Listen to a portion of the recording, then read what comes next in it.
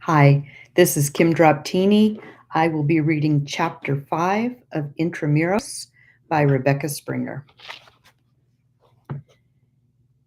Are they not all ministering spirits sent forth to minister for them who shall be heirs of salvation? Hebrews 1:14. When I aroused from my sleep, it was in the gray light of earth's morning, and I was standing on the doorstep in Kentfield that my brother and I had left together some 36 hours before, reckoned by earth time. I shuddered a little with a strange chill when I saw where we were, and turned quickly to my brother Frank, who stood beside me. He put his arm about me and with a reassuring smile said, "For their sakes be brave and strong, and try to make them understand your blessed change." I did not try to answer, though I took heart and entered with him into the house. Everything was very quiet. No one seemed to stir. My brother softly opened a door immediately to the right of the entrance and motioned me to enter. I did so, and he closed it behind me, remaining himself outside. Something stood in the center of the room, and I soon discovered that it was a pall. It was a great relief to me to see that it was not black, but a soft shade of gray. Someone was kneeling beside it, and as I slowly approached, I saw it was my dear son. He was kneeling upon one knee, with his elbow resting on the other knee, and his face buried in his hand. One arm was thrown across the casket, as though he were taking a last embrace of his little mother. I saw that the form within the casket lay as though peacefully sleeping, and was clad in silver gray, with soft white folds about the neck and breast. I was grateful that they had remembered my wishes so well. I put my arms about the neck of my darling son, and drew his head gently against my breast, resting my cheek upon his bowed head. Then I whispered, "Dearest, I am here beside you, living, breathing, strong and well. Will you not turn to me instead of to that lifeless form in the casket? It is only the worn out tenement. I am your living mother." He lifted his head as though listening. Then, laying his hand tenderly against the white face in the casket, he whispered, "Poor dear little mother," and again dropped his face into both hands, while his form shook with convulsive sobs.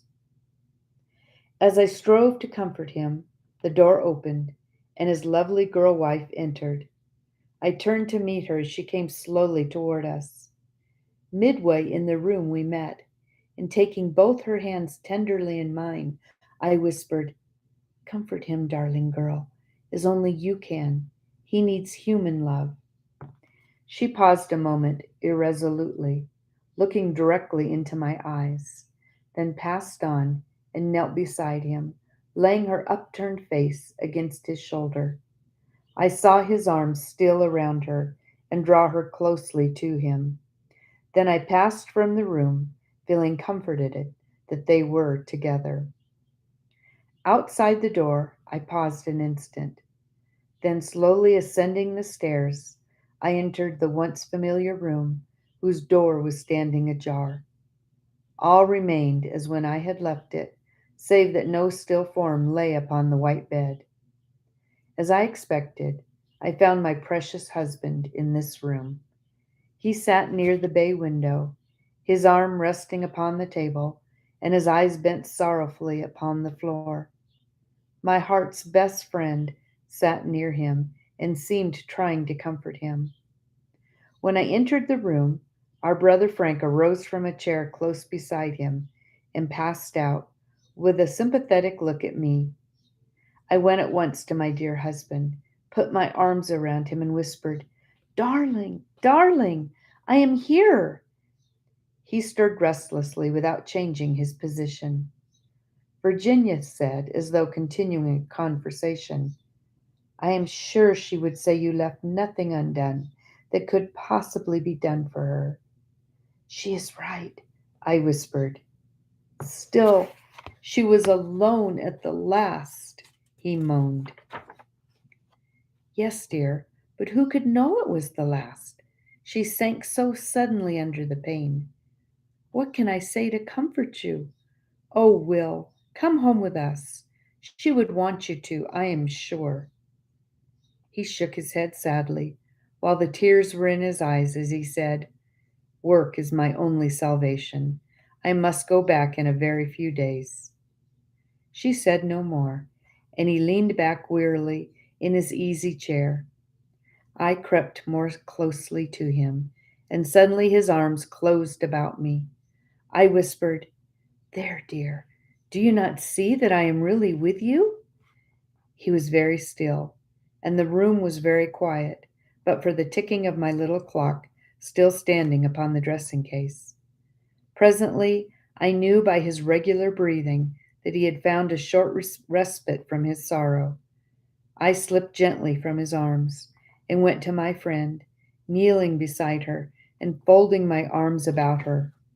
Virginia, Virginia, you know I am not dead. Why do you grieve? She looked over at the worn face of the man before her, then dropped her face into her hand, whispering as though she had heard me and could answer. Oh, Bertha, darling, how could you leave him? I am here, dearest. Do you realize that I am here? She did not heed me, but sat absorbed in sorrowful thought.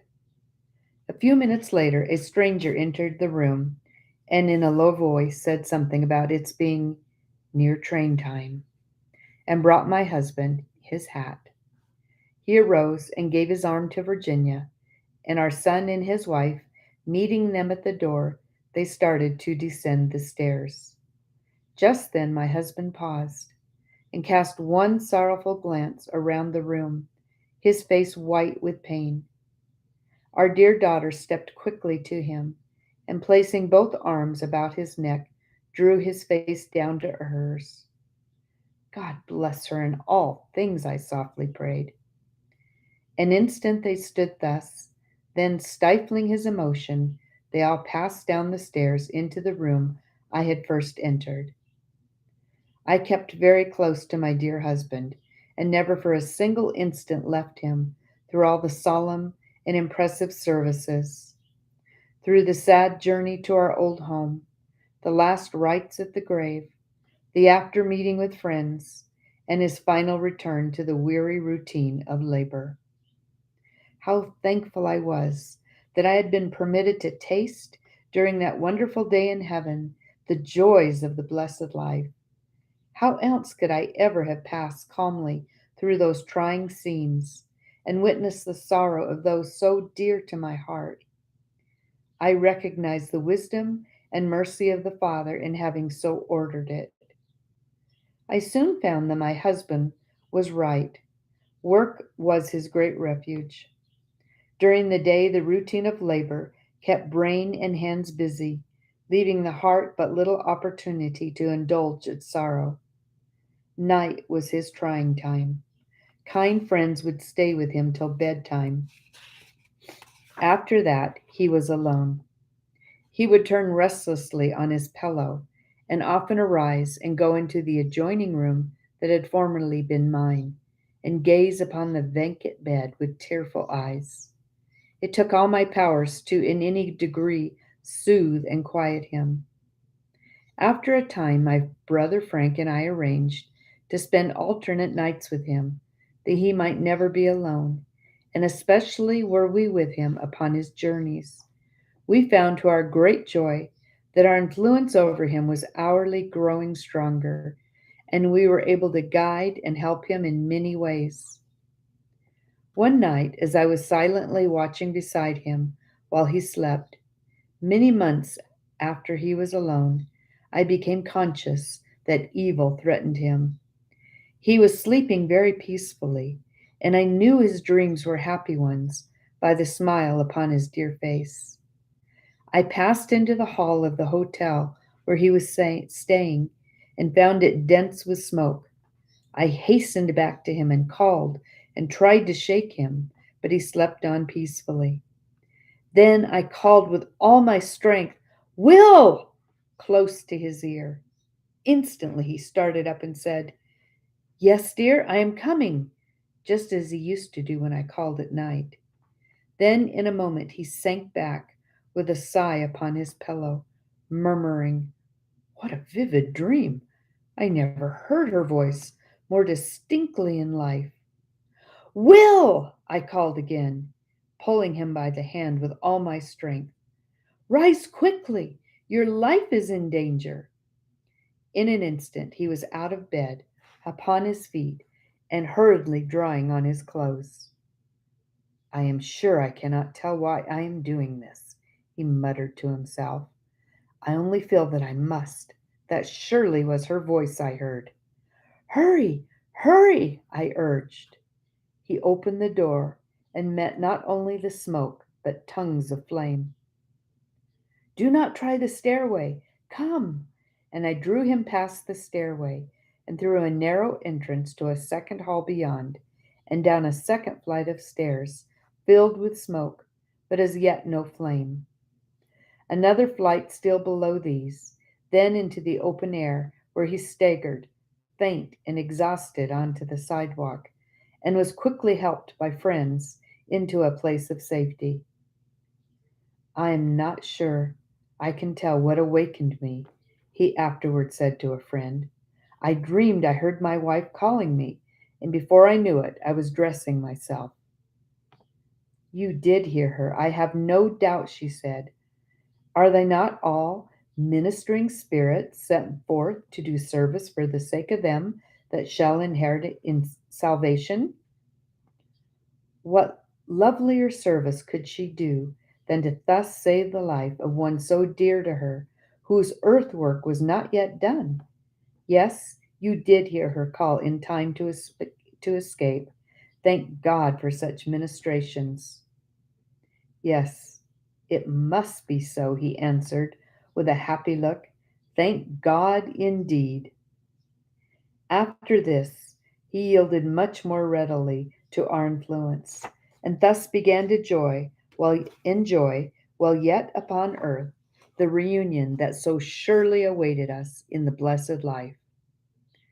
I often went also to the home of our dear children, but there was so much to make them happy that they did not need me as their father did. Sometimes, in hours of great physical prostration, especially during the absence of his wife, I found that I could quiet the overwrought nerves of my dear son and lead his tired mind to restful thoughts.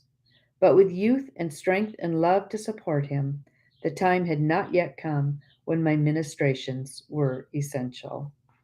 End of chapter 5. I hope you enjoyed this chapter. I look forward to reading the next one. And if you are liking this book, please hit the like button and please tell others about Intra Muros. God bless you.